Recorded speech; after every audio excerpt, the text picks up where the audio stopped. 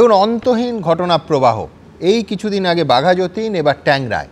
এটা নির্মীয়মাল একটা 6 তলা ফ্ল্যাটের ওপর পাশের ফ্ল্যাট হেলে পড়ল। ভাবতে পারেন, একই সঙ্গে কতগুলো পরিবার, কতগুলো মানুষের একদিকে জীবন বিপন্ন হলো, অন্যদিকে তাদের মাথার ওপর ছাদটুকু মুহূর্তে অনিশ্চিত জায়গায় চলে গেল। কিন্তু কাদের দায়, কে দায়ী, একেবারে স্পষ্ট সেই প্রশ্ন তুলব আমরা। দেখুন, এই যে দুটো বাড়ি এখন হেলে আছে, বিপজ্জনক অবস্থায় আছে, এই দুটো বাড়ি থেকে যতটা সম্ভব, যত তাড়াতাড়ি সম্ভব এখানকার বাসিন্দারা বাড়িটাকে খালি করে দেবেন। বাঘাযতীন, বেলঘরিয়ার পর এবার ট্যাংরা। ফের হেলে পড়ল বহুতল, ফের উঠল বেআইনি নির্মাণের অভিযোগ, ফের প্রশ্নের মুখে তৃণমূল পরিচালিত কলকাতা পুরসভা। কলকাতা পুরসভার 58 নম্বর ওয়ার্ডের 11-2 ক্রিস্টোফার রোডে পাশাপাশি দুটো বহুতল, কিন্তু ওপরের দিকে তাকালে বোঝার উপায় নেই। দুটি বহুতলই একে অপরের দিকে হেলতে হেলতে এমন অবস্থা যে মনে হবে প্রায় জুড়ে গেছে, একটার ঘাড়ের ওপর আর একটা।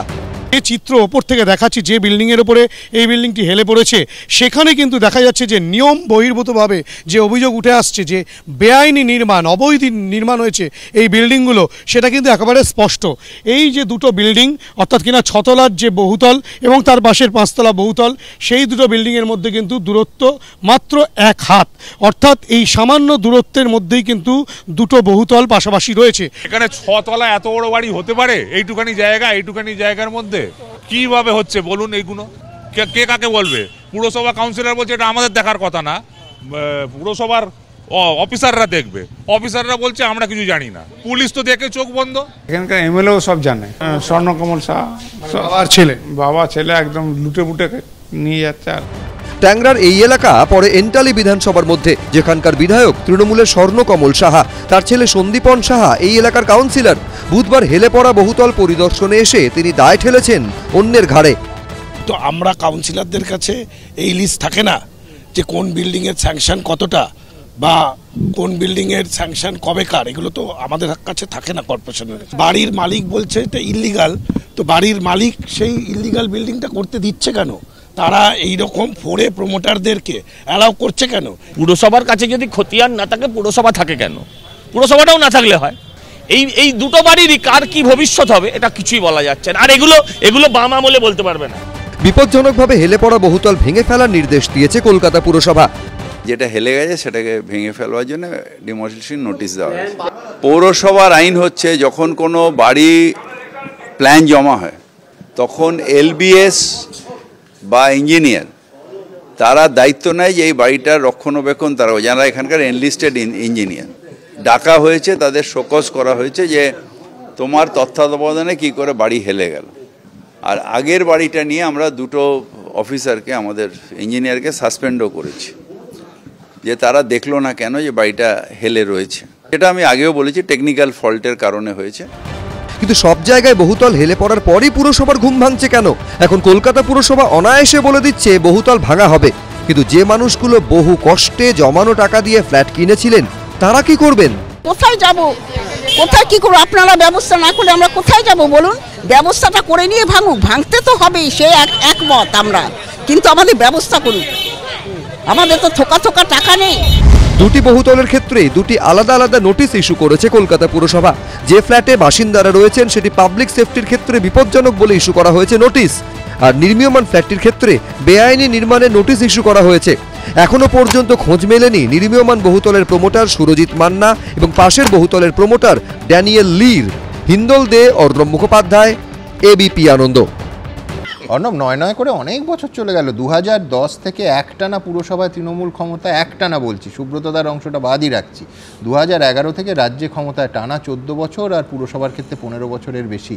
বিল্ডিং বিভাগ, খোদ মেয়র দেখেন। আমি বলছি, এতদিন অভিযোগ উঠত কি যে বেআইনি নির্মাণ 1, 2 হচ্ছে যে পুকুর মুজিয়ে বাড়ি, 3 হচ্ছে যে 3 তলার অনুমতি দিয়ে বা 4 তলার অনুমতি নিয়ে 5 তলা পরে পয়সা দিয়ে রেগুলারাইজ করা। এটা কিন্তু বাম আমলের ট্র্যাডিশন, মারাত্মক ট্র্যাডিশন, এর ডিটেলসে আসবো। 4 হচ্ছে এমন বেআইনি নির্মাণ হয়েছে কলকাতা শহরে গত 10 বছরে যে দমকলের গাড়ি অবধি ঢোকার জায়গা নেই।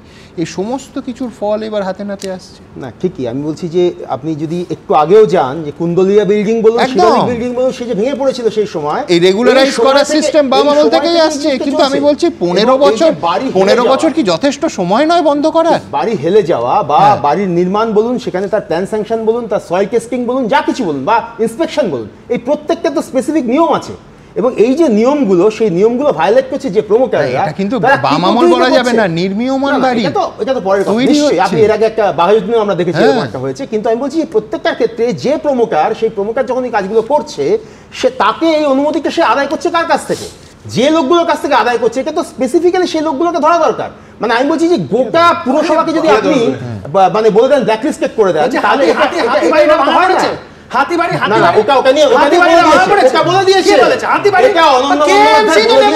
তার কাগজ দেখিয়ে দিয়েছে,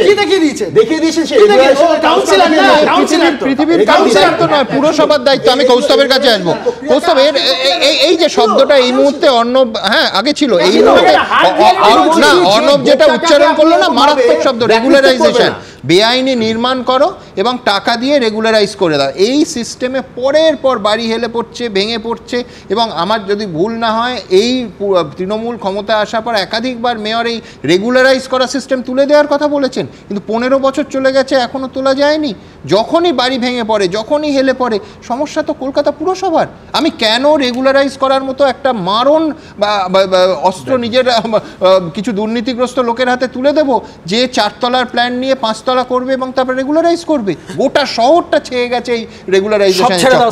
হ্যাঁ, এই যে তৃণমূলের কাউন্সিলর অনন্যা, ওর যে ইললিগাল আনঅথরাইজড কনস্ট্রাকশনের বাড়ি Kolkata corporation demolition order issue করেছিল, তারপরে সেটা কি হলো? সামনে এসে বলুক যে সেই ডেমোলিশন অর্ডারটার কি হলো, কি হয়েছে, কোন অজানা কারণে, সেটা নিয়ে আর কোনো উচ্চবাচ্য নেই। আমি বলছে না বন্ধ করে দেওয়ার ব্যাপারগুলো, আমি আইন জানি না, সেটা হয়তো রেগুলারাইজ হয়ে গেছে। কাউন্সিলরগুলো না খেতে পেয়ে মরে যাবে এগুলো যদি না হয়। ওই বড় বড় গাড়ি চড়া, ওই দামি দামি স্নিকার জুতো পরা, গলায় গরুর দড়ির মতন সোনার চেন পরে ঘুরে বেড়া, কি করে হবে? এই যে কাউন্সিলরগুলো, আমি তো বলছি, এই যাদের শুনতে খারাপ লাগে লাগুক, যাদের মাস গেলে 10,000 টাকা রোজগার করার অকাত নেই, তারা আজকে কোটি কোটি টাকা রোজগার করছে কিসের বলে? সমস্ত প্রমোটার, সমস্ত ইল্লিগাল যারা কনস্ট্রাকশন করছে, সবার থেকে পয়সা নিয়ে। এটা শুধু কলকাতার কথা না, প্রত্যেক কটা পৌরসভা, ইনফ্যাক্ট পঞ্চায়েতে পর্যন্ত ইল্লিগাল কনস্ট্রাকশনের জন্য চলছে। রেগুলারাইজ করা তো অফিশিয়াল ঘুষ, এবং প্রত্যেকটার ক্ষেত্রে দেখবে আমি যত বেআইনি করি রেগুলারাইজ করে দিচ্ছি অর্থ কাঞ্চন মূল্যে। আমি বলছি যে আমার মনে হয় যে বাড়িটা হেলে পড়েনি, গোটা সিস্টেমটা হেলে পড়েছে একদিকে টাকার কাছে, আরেকদিকে হেলে পড়েছে হচ্ছে ভোট ব্যাংকের কাছে। কেন ভোট ব্যাংক শব্দটা বললাম আসবো, কিন্তু তার আগে সমীর রাইজ, তোমার কথাটা একদম ঠিক সুমন। সত্যি সত্যি গোটা ব্যবস্থাটা হেলে পড়েছে। তার কারণটা হলো, কয়েকদিন আগেই আমরা কাগজে দেখলাম যে একটা সমীক্ষা বলছে যে কম দামি, তুলনামূলকভাবে কম দামি ফ্ল্যাটগুলো কলকাতা শহরে, মানে পশ্চিমবাংলায় বিক্রিটা অনেকটাই কমে গেছে। কিন্তু এই কম দামি ফ্ল্যাটগুলো কারা কিনছে? যাদের ওইটুকু টাকা জোগাড় করতে বিভিন্ন রকম ধার দেনা, সোনা দানা বিক্রি করে হয়তো করেছে, তারপরে এই অবস্থা হচ্ছে। সবচেয়ে অবাক কোথায়, যে আমরা দেখছি পুরসভা বলে দিচ্ছে আপনারা ক্লিয়ার করে দিন। খুব শুনতে ভালো কথা, ক্লিয়ার করলে লোকগুলো যাবে কোথায়? 1 নম্বর। দ্বিতীয় নম্বর, একটু আগে দেখলাম 2জন ইঞ্জিনিয়ার সাসপেন্ড। টাকা খাবে পুরো প্রতিনিধিরা। আমি বলছি না সব পুরো প্রতিনিধি খারাপ, তৃণমূলেরও ভালো পুরো প্রতিনিধি আছে, আমি নিজে দেখেছি বহু, কিন্তু অধিকাংশই এরা এতটাই করাপ্টেড, করাপশনের মধ্যে এতটাই ঢুকে গেছে, যেটা কৌস্তব বলছিল যে ওই গরুর দড়ির মতো সোনার চেন, তারা এইভাবে ঢুকে গেছে যে এই যে তৃণমূলের কাউন্সিলররা কথা বলে, আমরা তো জানি না বিল্ডিংটা উঠেছে। এটা কি কেউ বিশ্বাস করে? একটা এলাকায় কোনো একটা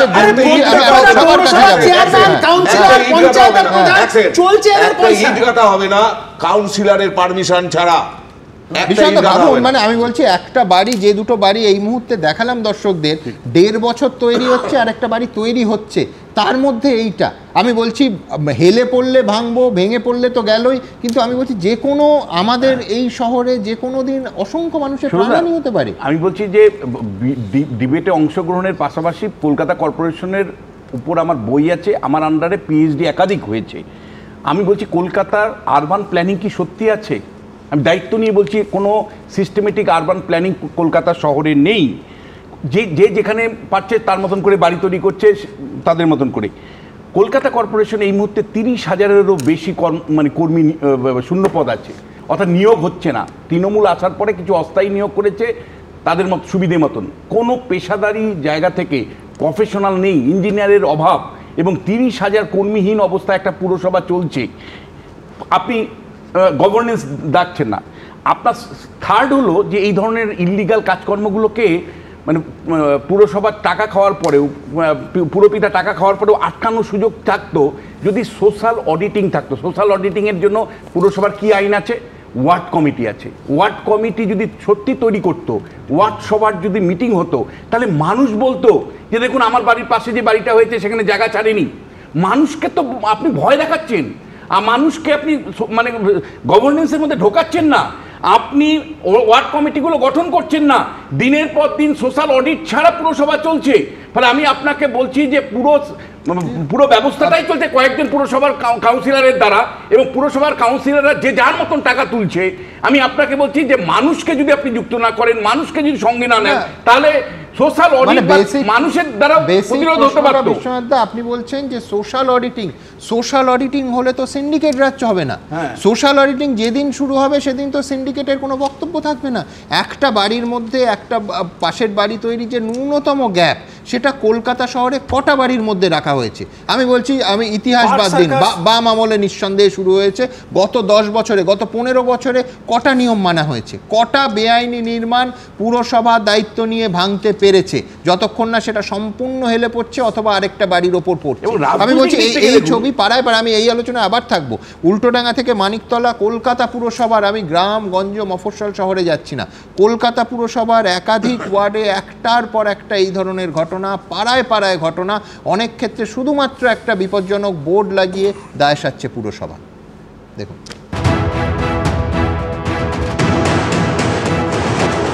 বাঘাযতীন থেকে কামারহাটি, ট্যাংরা থেকে উল্টোডাঙ্গা, দিকে দিকে বাড়ি হেলে পড়ার এই ঘটনায় রীতিমতন বুক কাঁপছে শহরবাসীর।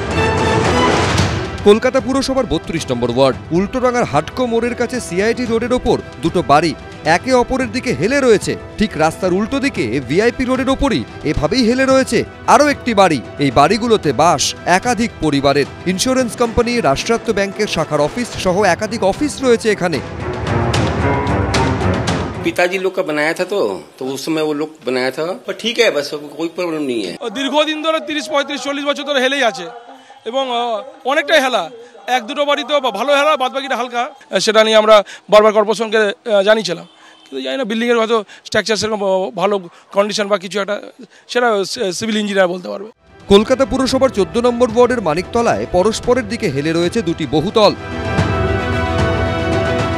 হেলা অনেকদিন থেকেই আছে আর সব এই রকমই আছে। আর যদি সেরকম হতো তাহলে তো আমাদের ভেতর থাকতো, ফাটা থাকতো, আমাদের ভেতর একদম নিখুঁত, কোনো অসুবিধা নেই। পুরসভার তরফে বিপজ্জনক বোর্ড লাগিয়ে দায় সারা হয়েছে। যেটা হেলে গেছে সেটাকে ভেঙে ফেলবার জন্য ডিমলিশন নোটিশ দেওয়া হয়েছে। যারা এখানকার এনলিস্টেড ইঞ্জিনিয়ার ডাকা হয়েছে, তাদের শোকজ করা হয়েছে যে তোমার তত্ত্বাবধানে কি করে বাড়ি হেলে গেল। কামারহাটিতেও লিফটিং করতে গিয়ে পড়ে গেল, মানে আপনি তো পুরনগর উন্নয়ন মন্ত্রী, কোনো মানে রাজ্যের ক্ষেত্রে কিছু এটা আমরা পাঠিয়ে দিয়েছি, একটা নোটিফিকেশন হয়ে গেছে যে কি হবে, নালে পৌরসভা পারমিশন দেবে না।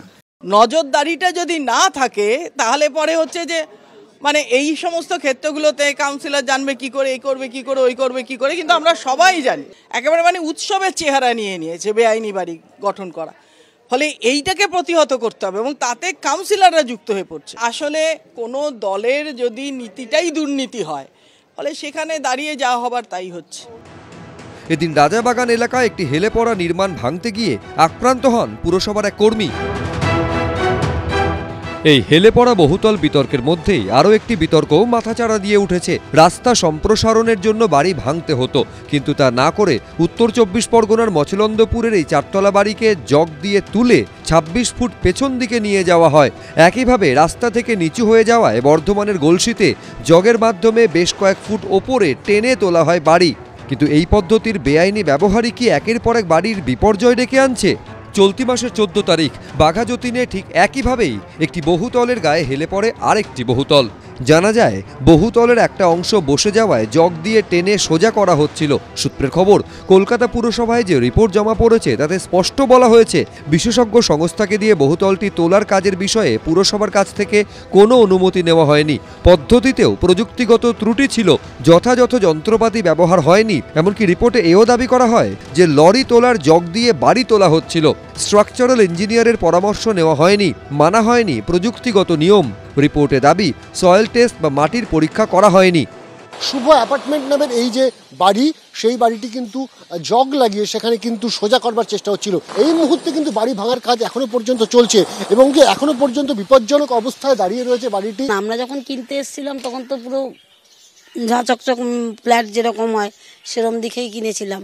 এবারে এর তলায় মানে এর মেটেরিয়ালস কি আছে সেটা তো আমরা ঠিক বলতে পারবো না। না, যেসব বাড়িগুলো এরকম হেলে আছে যাতে পরবর্তীকালে আর না হয় সেটা একটু দেখার। প্রমোটার বলুন, ইঞ্জিনিয়ার বলুন, যারা বাড়ি তৈরি করছে তাদের সবাইকেই আমাদের বিনীত অনুরোধ এইটাই, যেন কোনো পরিবার আমাদের মতো এরকম রাস্তায় না বসে পড়ে। দুদিন আগে কলকাতা ঘেঁষা কামারহাটি পুরসভার 7 নম্বর ওয়ার্ডে ধোবিয়া বাগান এলাকায় হেলে পড়ে এই নির্মীয়মান বহুতল। তৃণমূল পরিচালিত পুরসভার চেয়ারম্যানের দাবি, কামারহাটি পুরসভাকে না জানিয়েই হেলে পড়া বহুতল সোজা করা হচ্ছিল। এই ঘটনায় ঠিকাদার সহ 5 জনকে গ্রেফতার করেছে পুলিশ। বিপজ্জনক বাড়ি নিয়ে থানায় 24টি অভিযোগ জানিয়েছে কামারহাটি পুরসভা। ঐশী মুখোপাধ্যায়, অনির্বাণ বিশ্বাস, অর্ণব মুখোপাধ্যায়, এবিপি আনন্দ।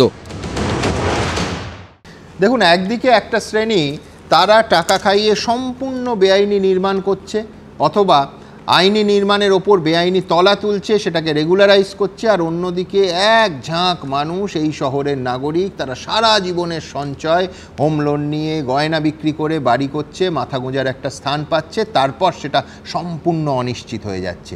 এটা কতদিন চলতে পারে? কেন এখনও পুরসভা যুদ্ধকালীন তৎপরতায় বেআইনি নির্মাণ ভাঙতে এগিয়ে আসবে না? আমি ফিরদৌসের কাছে যাবো। ফিরদৌস, যে কোনো নাগরিককে জিজ্ঞেস করো যে কলকাতা শহরে কোন কোন এলাকায় অধিকাংশ বাড়ি বেআইনি। আমি বলছি এই সিপিএম আমল থেকে তৃণমূল আমল চলে আসছে, কিন্তু কেউ এটাকে ছুঁচ্ছে না। তার কারণ হচ্ছে, এবং বারবার একটা ঘটনা ঘটছে, হইচই পড়ছে, তারপর চেপে দেওয়া হচ্ছে, কোনো ব্যবস্থা হচ্ছে না। কারণটা সিম্পল, ভোট ব্যাংকের রাজনীতি। এ নিয়ে কোনো সন্দেহ নেই। দেখুন, আপনি হয়তো বিশেষ কিছু এলাকায় বলতে পারেন বেশি সংখ্যক অবৈধ নির্মাণ, কিন্তু কলকাতা শহরে আজকের দিনে দাঁড়িয়ে আপনি এমন কোনো এলাকা পাবেন না যেখানে জলাজমি ভরিয়ে ওই বিল্ডিং ওঠেনি। এমন কোনো এলাকা পাবেন না যেখানে অবৈধ নির্মাণ হচ্ছে না। আসলে এগুলো কেন হচ্ছে? আসলে এইগুলো হচ্ছে তার কারণ প্রশাসনের একটা বৃহৎ অংশ এই চক্রের সঙ্গে জড়িত হয়ে গেছে। এবং এই ইললিগাল কনস্ট্রাকশন যেগুলো হচ্ছে না, এই ইললিগাল কনস্ট্রাকশনের পিছনে কী কী ইললিগালিটি হচ্ছে? ধরুন, যতটা অংশ ছাড় দেওয়া উচিত ছিল ততটা অংশ ছাড় দিচ্ছে না। এবার হচ্ছে কি, এই দুটো বিল্ডিংয়ের মধ্যে একদম কাছাকাছি, যেটা আপনি কিছুক্ষণ আগে দেখালেন, এটাতে একটা উদাহরণ যেটা ভাববেন না, বা ওই অঞ্চলে ঘটছে সেটা ভাববেন না, প্রতিটি পাড়ায় পাড়ায় এটা ঘটছে।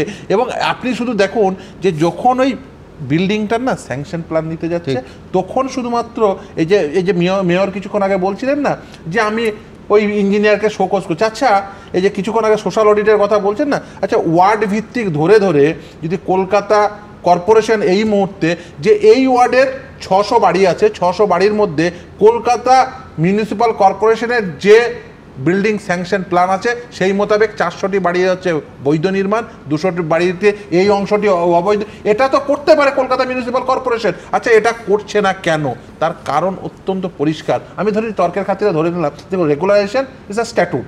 আমি যদি সেটাও ধরে নিই যে ওই 400টা যেমন বাড়ি ধরুন একেবারে অ্যাজ পার স্যাংশন প্ল্যান তৈরি, 200টা বাড়ি যদি অ্যাজ পার স্যাংশন প্ল্যান হয়, তাহলে সেই 200টা বাড়ি থেকে তো রেভিনিউ আসতে পারে। আচ্ছা, কলকাতা মিউনিসিপ্যাল কর্পোরেশন এই মুহূর্তে দাঁড়িয়ে তারা তো বলছেন যে আমাদের রেভিনিউ নেই। আচ্ছা, সেই স্বার্থেই ওয়ার্ড ভিত্তিক একটা আপনি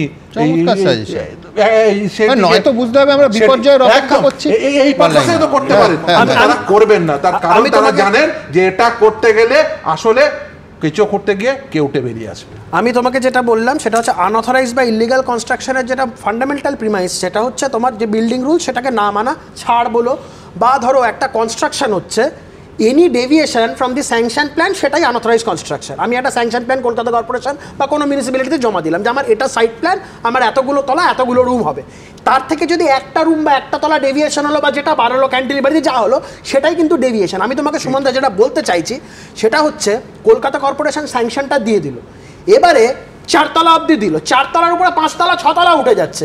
এইটা পাড়ার কাউন্সিলর দেখছে, তৃণমূলের নেতা দেখছে, ও তুই 4 তলা করলি 5 তলা করলি, এই কম ওয়ার্ড অফিসে দেখা কর। এর উপরে সংসার চলছে তৃণমূল নেতাদের। আর তোমাকে আর একটা স্পেসিফিক কথা বলছি, কর্পোরেশনের কথা ছেড়ে দাও, মফস্বলের যে সমস্ত পৌরসভাগুলো আছে তোমরা একটা করে দেখো, একটা ইনভেস্টিগেশন করে দেখো, দেখতে পারবে 99% কোনো স্যাংশন প্ল্যান দেওয়া হচ্ছে না কোনো পৌরসভাতে। স্যাংশন প্ল্যান হচ্ছে না, পুরোটা অ্যাসেসমেন্টের উপরে দাঁড়িয়ে ট্যাক্স হয়ে তার উপরে ট্যাক্স হচ্ছে অ্যাসেসমেন্টের। কোনো স্যাংশন প্ল্যান দিলে তো বেঁচে যাবে। সেটা নিয়ে যদি কখনো কোর্টে চালান, যার জন্য স্যাংশন প্ল্যান দেওয়া ম্যাক্সিমাম পৌরসভা বন্ধ করে দিচ্ছে। ফ্ল্যাট উঠছে, অ্যাসেসমেন্ট হচ্ছে, তার উপরে ট্যাক্স হয়ে যাচ্ছে।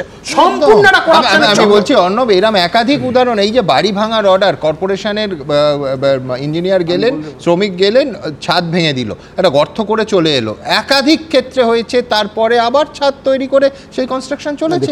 এটা আমাদের মতন দেশে, তৃতীয় বিশ্বের দেশে, কলকাতা শহরে এই যে ভেনেজুয়েলা, ভিয়েতনামে চলে গেলে কোনো কিছুরই সমাধান হবে না। বললেন যে কম পয়সার যে ফ্ল্যাটগুলো, কম পয়সার যে ফ্ল্যাটগুলো, সেই কম পয়সার ফ্ল্যাটগুলো যারা থাকে এই ধরনের মানে কাজকর্মের সঙ্গে জড়িয়ে যাওয়া, এটা একটা নেক্সাস, এটা পুরোটা জড়িয়ে রয়েছে। আমি বলছি শুধুমাত্র যে লোকগুলো মানে পুরসভার সঙ্গে যুক্ত বা কাউন্সিলর, তাদেরকে দুর্নীতি লোকেরা করছে না, অর্থবান লোকেরাই করছে না, আরো অর্থবান করছে, কিন্তু পেনালাইজড হচ্ছে, বা তারা যারা সাফার করছে তারা হচ্ছে যারা বাম আমলে যখন শিবালিক ওই ইয়েটা অ্যাপার্টমেন্টটা যখন পড়ে হেলে গিয়েছিল, এই আজকের মুখ্যমন্ত্রী মমতা বন্দ্যোপাধ্যায় তখন তৎকালীন মুখ্যমন্ত্রী পদত্যাগ দাবি করেছিলেন এবং চূড়ান্ত ব্যর্থতার জায়গা থেকে তিনি বক্তব্য রেখেছিলেন। আজকে আপনি দেখুন, একটার পর একটা কলকাতা কর্পোরেশন সমেত বিভিন্ন পুরসভা নির্বাচন হচ্ছে, একটা গভর্নেন্সের ইস্যুতে না। আপনি লাস্ট 3টে নির্বাচন আপনি দেখুন, প্রত্যেকটা নির্বাচন হয় আইডেন্টিটি পলিটিক্সের কিছুটা, আর বেশিরভাগটাই হলো লুট করা, ভোট লুট করো, ভোট লুট করে ফলে কাউন্সিলর তো দায়বদ্ধ নেই, সে টাকার বিনিময়ে। মেটিয়াবুরু যে পুরো কর্মীরা, পুরসভার কর্মীরা বাড়ি ভাঙতে গেছে, সেখানে বাধা দিচ্ছেন তৃণমূলের কাউন্সিলর। আমারই করা একটা মামলা, আমি তোমাকে বলছি বারবার, মেটিয়াবুরু যে পাহাড়পুর, আমি নাম করে বলছি, M92 প্রপার্টিটার নাম্বার, সেখানে রঞ্জিত শীল বোরো 15 এর চেয়ারম্যান, একটা বাড়িতে বিপজ্জনক বাড়ি নোটিশ টাঙিয়ে দেওয়া হলো। সেই বাড়িটা যেহেতু যে ভদ্রলোক যার বাড়ি, যে ওনার মনোজ তিওয়ারি বলে, সে বিজেপির একজন নেতা, তার সাথে যেহেতু ঠিক মতন টাকা পয়সা নিয়ে লেনদেনের ব্যাপারটা হচ্ছে না, ডেমোলিশনের নোটিশ ইস্যু করে দিল যে পৌরসভা। সেটাকে এফেক্ট দেওয়ার জন্য আমরা হাইকোর্টে মামলা করলাম, সিঙ্গেল বেঞ্চ সেটাকে অর্ডার দিল। তারপরে সেটা মামলাটি লিটিগে পেন্ডিং। আমি তোমাকে যেটা বলতে চাইছি সেটা হচ্ছে, একটা ডেমোলিশনের বিপজ্জনক বাড়ি নোটিশ টাঙিয়ে দেওয়ার পরে শুধুমাত্র অর্থের লেনদেনের কারণে, তৃণমূলের নেতারা ইন্টারেস্টেড হয়ে যাওয়ার কারণে ওই বাড়িটা আজ অব্দি ভাঙা যাচ্ছে না। এটা আমি বলছি এর ঘটনা নিশ্চয়ই আছে, থাকতে পারে, কিন্তু আমি বলছি এটা একটা মিথজীবিতার মধ্যে। যে মানুষরা থাকে ওখানে, যারা থাকে এবং ওখানে যারা প্রশাসনের লোকজন রয়েছে, তাদের মধ্যে কোথাও একটা এমন একটা আন্ডারস্ট্যান্ডিং এর জায়গা, সেই মিথজীবিতা ভাঙবে কে? মানে প্রশ্ন তো বলছি এটা ক্যারেক্টার, গোটা ভারতবর্ষের একটা ক্যারেক্টার এই ধরনের শহরগুলোতে। অর্ণব যেটা বলতে চাইলো, কথাটা হয়তো অর্ণব গুছিয়ে বলতে পারেনি বা জেনে বলেছে, যে কোনো একটা ব্যাপার, কিন্তু যেটার মধ্যে একটা মারাত্মক কথা, যে এই যে কম টাকার ফ্ল্যাটগুলো, তাতে সবাই নাকি জড়িত, যারা কিনছে অর্ণব তারা জড়িত নয়। কথাটা বোঝার চেষ্টা করো, জড়িত সরাসরি বলছি অধিকাংশ কর্পোরেশনের লোক এবং তৃণমূলের কাউন্সিলররা। আমি আরেকটা বলতে পারি, তারা ওই সুযোগটা নিচ্ছে, এই জন্য দরকার তাদের, এই মিথজীবিতা ভাঙবে কে? সব থেকে বড় প্রশ্নটা এটাই, যে বছরের পর বছর যাবে কিন্তু মিথজীবিতা ভাঙবে না। এর পরে শুনতে হবে যে আগের সরকার, তার আগের পুরসভা, তার আগের, আমি বলছি সেই আবার পরশুরামের ভূষণ্ডির মাথের কথা মনে পড়ে যাবে শেষ দৃশ্যটার। কিন্তু আপনারা কি বলছেন? আপনারা জানেন আমাদের ভেরিফাইড এক্স অ্যাকাউন্ট সঙ্গে সুমন@IAM সুমনকে প্রচুর মন্তব্য এই নিয়ে। অচিন্ত দত্ত তিনি লিখছেন, সব জায়গায় বহুতল হেরে পড়ার পরই পুরসভার ঘুম ভাঙছে। বিপুল চক্রবর্তী লিখছেন, বেআইনি বহুতল তৈরির মুনাফা কাদের কাদের পকেটে যাচ্ছে খুঁজে বের করা হোক। মিহির কানুনগো লিখছেন, বাড়িতে নিরাপদ থাকার উপায়টুকু বুঝি আর নেই, এক ভয়ঙ্কর পরিস্থিতি। কাঞ্চন চক্রবর্তী লিখছেন, টাকা যাচ্ছে, আশ্রয়ও যাচ্ছে, ক্ষতি শুধু সাধারণ মানুষের। তপন বিশ্বাস লিখছেন, বেআইনি বহুতল হেলে কেউ ভিটেহারা হলে ক্ষতিপূরণ দেয়া উচিত। ঠিক এইখান থেকে আমি আমার পরের প্রতিবেদনে যাব, যে প্রতিবেদন নিয়ে আমায় ব্যাখ্যাও করতে বলবেন না, বিশ্লেষণও করতে বলবেন না, আলোচনা তো একেবারে চালাতে বলবেন না। তার কারণ শ্রীযুক্ত নারায়ণ গোস্বামী, তার অমৃত ভাষণ, অশোকনগর উৎসবে তার অমৃত ভাষণ, তিনি যা বলেছেন, তার মুখনিসৃত বাণী, তাহা ভাইরাল হইয়াছে। তৃণমূলের জেলা শৃঙ্খলা কমিটি এই বিষয়ে প্রয়োজনীয় পদক্ষেপ নেবে বলে শ্রীযুক্ত জয়প্রকাশ মজুমদার, তৃণমূলের রাজ্য সহসভাপতি, জানিয়েছেন। কি হবে জানি না, কিন্তু একজন জনপ্রতিনিধির যে ভাষা, যে রুচি ভাইরাল হলো, সেটা পূর্ণবয়স্ক মানুষ এবং যারা মোবাইল ব্যবহার করেন তাদের মধ্যে প্রচুর ছাত্রছাত্রী আছে, কারুর কাছে বার্তাটা শুভ গেল না। আমরা শুধু এইটুকু আশা করতে পারি যে অত্যন্ত কঠোর ব্যবস্থা দলের তরফ থেকে, এমনকি প্রশাসনের তরফ থেকেও নেওয়া উচিত। তার কারণ উত্তর 24 পরগনা জেলা সভাধিপতি পোস্টটি কিন্তু রাষ্ট্রমন্ত্রীর সমতুল্য। আমি বলছি এই পদে থেকে জনপ্রতিনিধি হয়ে পাবলিকলি মঞ্চের ওপর থেকে এই ভাষায় কি কথা বলা যায়? সবার কাছে এই প্রশ্ন রইল। এক লাথি তোর মুখে যা। আহা মধু মধু। মামনি, আমি একটু একটা কথা বলছি মামুন, আমি নাচের গান করতে পারি কিন্তু আমি নাচাতে পারি না রে। তোর মতো আমি নাচাতে পারি, তুই নাচাতে পারিস কিন্তু আমি নাচাতে পারি না। আহা কাকুলি দিয়েছিল তো, কাকুলি। তৃণমূলের দাপুটে বিধায়ক, উত্তর 24 পরগনা জেলা পরিষদের সভাধিপতি, প্রতিমন্ত্রীর সমতুল্য পদমর্যাদা। ভাইরাল ভিডিওতে তিনি এই অবস্থায়। এক লাথি তোর মুখে যা। আহা মধু মধু। তার মুখে অমৃত বচন। পিছনে দুটো এমন মারবো না যা। সোশ্যাল মিডিয়ায় এখন ভাইরাল তৃণমূল বিধায়ক নারায়ণ গোস্বামীর এই আচরণ। এই আবহেই তাকে কড়া ভাষায় সতর্ক করল তৃণমূল। কয়েকদিন আগে অশোকনগরের বিধায়ক এবং উত্তর 24 পরগনার জেলা পরিষদের সভাধিপতি শ্রী নারায়ণ গোস্বামী একটি অনুষ্ঠানের মঞ্চ থেকে যে অসৌজন্যমূলক কথা এবং আচরণ করেছেন তা দল কোনোভাবে অনুমোদন করে না। জেলা শৃঙ্খলা রক্ষা কমিটি এই বিষয়ে প্রয়োজনীয় পদক্ষেপ নেবে, কারণ এই তার আচরণ দলের ভাবমূর্তির সঙ্গে খাপ খায় না। অশোকনগর উৎসবে নারায়ণ গোস্বামীর এই ভিডিও ভাইরাল হতেই তৃণমূল সূত্রে খবর বিষয়টি শীর্ষ নেতৃত্বের কানে যায়। তার প্রেক্ষিতেই তাকে এই হুঁশিয়ারি। যদিও বিজেপি তৃণমূল শীর্ষ নেতৃত্বের এই অবস্থানকে বিশেষ গুরুত্ব দিতে নারাজ। তৃণমূল কংগ্রেস তো কোনো রাজনৈতিক দল না, ওটা একটা প্রাইভেট লিমিটেড কোম্পানি। তো ওই প্রাইভেট লিমিটেড কোম্পানির চেয়ারম্যান, সিইও, ম্যানেজিং ডিরেক্টর বিভিন্ন পদের লড়ালড়ি চলছে। তার ফলে নিচের স্তরের যারা চাকুরি করে, চাকরিজীবী যারা আছেন, তাদের উপর তার প্রভাব পড়ছে। এর আগে উত্তর 24 পরগনার কোন একটি মঞ্চে মুখ্যমন্ত্রী গেছিলেন, সেখানেও খোঁজ নিয়ে দেখবেন এক সাংসদকে মঞ্চে উঠতে দেওয়া হয়নি, মঞ্চ থেকে নামিয়ে দেওয়া হয়েছিল। তৃণমূলের এটাই সংস্কৃতি। অশোকনগরের বিধায়ক নারায়ণ গোস্বামী তৃণমূলের অন্দরে অভিষেক বন্দ্যোপাধ্যায় ঘনিষ্ঠ বলে পরিচিত। সাম্প্রতিক অতীতে অভিষেক বন্দ্যোপাধ্যায় নাম করে হুঁশিয়ারি দিতেও শোনা গিয়েছে তাকে। অভিষেক বন্দ্যোপাধ্যায় কিন্তু ময়দানে নেমে পড়েছেন। আপনি এলাকার পুঁটে মেম্বার বা পাড়ার একটা হোমরা চোমরা প্রধান, ও বাবা ল্যাস ভুলে মোটাই গেছে, ও কেউ কাটতে পারবে না। অভিষেক বন্দ্যোপাধ্যায় কুচ করে কাঁচি দিয়ে কেটে দেবে, মা বলার সময় পাবেন না। এরপর গত ডিসেম্বরে তাকে মমতা বন্দ্যোপাধ্যায় কার্যত সতর্ক করে বলেছিলেন তিনি যেন অন্য বিধানসভা এলাকার বিষয়ে কথা না বলেন। ভাইরাল ভিডিওয় তার এই আচরণ নিয়ে প্রতিক্রিয়া নিতে ফোন করা হলে কোনো উত্তর দিতে চাননি নারায়ণ গোস্বামী। কৃষ্ণেন্দু অধিকারী, সমীরণ পাল, শিবাশিস মৌলিক, এবিপি আনন্দ। দেখুন, রাস্তার রাজনীতি নিয়ে অনেক শুনেছি, অনেক বলেওছি, কিন্তু রাস্তার মাঝখানে এ রাজ্যের মন্ত্রী আর এ রাজ্যেরই সাংসদ যদি পরস্পরের বিরুদ্ধে গালিগালাজের অভিযোগ তোলেন, তাকে আদৌ রাস্তার রাজনীতি বলা যায় কিনা আমি সত্যিই জানি না। অভিজিৎ গঙ্গোপাধ্যায় এবং বাবুল সুপ্রিয়, একজন রাজ্যের ক্যাবিনেট মন্ত্রী আর একজন সাংসদ। কিছুদিন আগেই তারা দ্বিতীয় হুগলি সেতুর মাঝখানে যেভাবে সংঘাতে জড়ালেন, একে অপরের বিরুদ্ধে গালাগালি আর হামলার অভিযোগ আনলেন, সেই ছবি নিঃসন্দেহে বেশ বিরল। আর সেই নিয়েই আমাদের আজকের ব্যঙ্গচিত্র। আমরা একটু পোয়েটিক লাইসেন্স নিয়েছি বলে আবার আমাদের কেস দেবেন না প্লিজ। কেস দেবেন না প্লিজ।